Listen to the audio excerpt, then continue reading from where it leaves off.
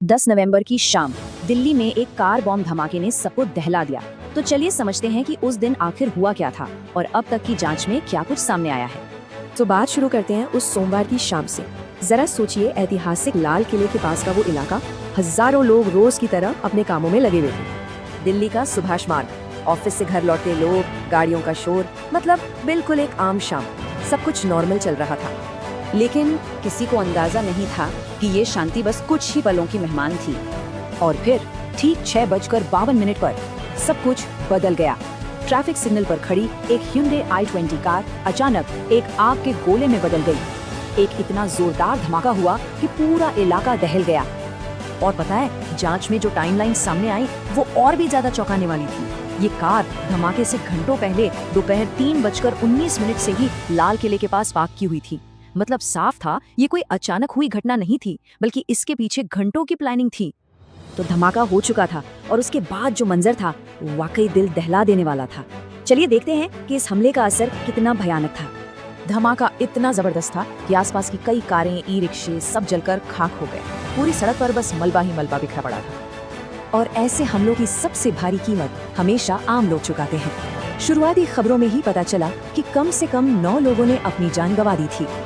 जान गंवाने वालों के अलावा 20 से भी ज्यादा लोग घायल हुए थे। उन्हें फौरन पास के अस्पतालों में भर्ती कराया गया। इतनी अफरा तफरी के बीच इमरजेंसी सर्विसेज ने बहुत तेजी से काम किया। एक तरफ आग बुझाई जा रही थी तो दूसरी तरफ घायलों की मदद की जा रही थी और पूरे इलाके को कंट्रोल में लिया जा रहा था। जैसे ही मौके पर हालात थोड़े काबू में आए, सारा ध्यान रेस्क्यू ऑपरेशन से हटकर अब जांच पर चला गया। अधिकारियों को ये समझने में बिल्कुल देर नहीं लगी कि ये कोई मामूली हादसा नहीं था।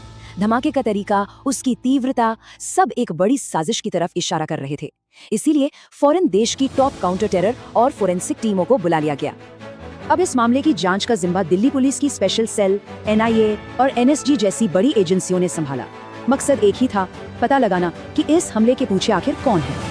और जांच में पहला बड़ा सुराग वो कार ही बनी।